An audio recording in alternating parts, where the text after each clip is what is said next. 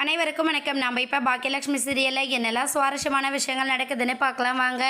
கோபி தான் அப்பா எதுவுமே செய்யலை அப்படிங்கிற மாதிரி நம்ம ராமமூர்த்தி தாத்தாவை ரொம்பவே அசிங்கப்படுத்தி பேசுகிறாரு எல்லாரும் முன்னாடியும்.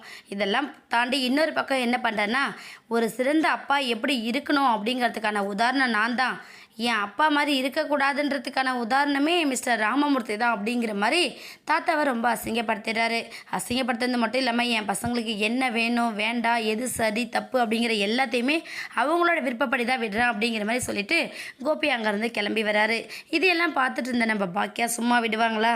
சும்மா விடாமல் நம்ம கோபி பெண்ணாடியே துரத்திட்டு வந்து என்ன பண்ணாங்கன்னா, ஒரு நிமிஷம் நில்லுங்க அப்படிங்கிற மாதிரி கோபி கிட்ட சொல்கிறாங்க. ஆனால் கோபி வந்து உங்கள்கிட்டலாம் பேச வேண்டிய அவசியம் என்ன இருக்குது, நான் கிளம்புறேன் அப்படிங்கிற மாதிரி கோபி கிளம்புறாங்க. எல்லாரும் முன்னாடி சிறந்த அப்பா அப்பான்னு சொல்லிட்டு இருந்தீங்களே, அது உண்மையிலே நீங்கள் தானா அப்படிங்கிறத யோசிச்சிங்களா அப்படிங்கிற மாதிரி நம்ம பாக்கியா கேட்குறாங்க.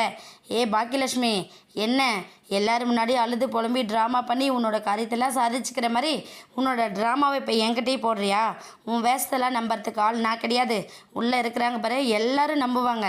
அந்த மேடையிலே போயிட்டு உன்னோட நாடகத்தெல்லாம் போடு அப்படிங்கிற மாதிரி கோபி சொல்கிறாங்க. நீங்கள் என்ன வேணால் பேசுங்க, எனக்கு அதை பற்றி கவலை இல்லை.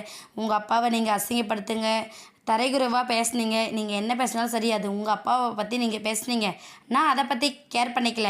ஆனால் என் பசங்களுக்கு சிறந்த அப்பா நீங்கள் தான் அப்படிங்கிற மாதிரி சொன்னீங்க பார்த்தீங்களா, அதை நான் ஏற்றுக்கவே முடியாது அப்படின்னு சொல்லிட்டு நம்ம பாக்கியா சொல்கிறாங்க. உடனே கோபி வந்து நீலாம் ஏற்றுக்க வேண்டிய அவசியம் இல்லை, என் பசங்களுக்கு எது சரி தப்பு, அவங்களுக்கு நான் நல்ல அப்பாவா இல்லையாங்கிறதெல்லாம் அவங்களுக்கு தெரியும் அப்படிங்கிற மாதிரி கோபியும் திரும்ப திரும்ப அடமெண்ட்டாக பேசுகிறாங்க. உடனே பாக்கியா வந்து போதும் நிறுத்துங்க, நீங்கள் சொல்கிற மாதிரி ஒன்றும் கிடையாது. பசங்களுக்கு தேவையானது எதையாச்சும் ஒன்று பண்ணிங்களா? படிக்க வைக்கிறேன் அப்படிங்கிறது எல்லாரும் பண்ணக்கூடிய ஒரு அப்பா அம்மாவாக சராசரியான கடமை அது. அதை பண்ணிவிட்டு பெருசாக நான் தான் படிக்க வச்சேன்னு சொல்லாதீங்க.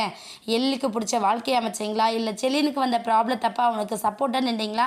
அப்படி இல்லை அப்படின்னா இனியாவுக்கு பிடிச்ச மாதிரி அவளுக்கு படிக்க வைக்க முடிஞ்சதா உங்களால் அப்படிங்கிற மாதிரி சரமாரியாக கேள்வி கேட்குறாங்க.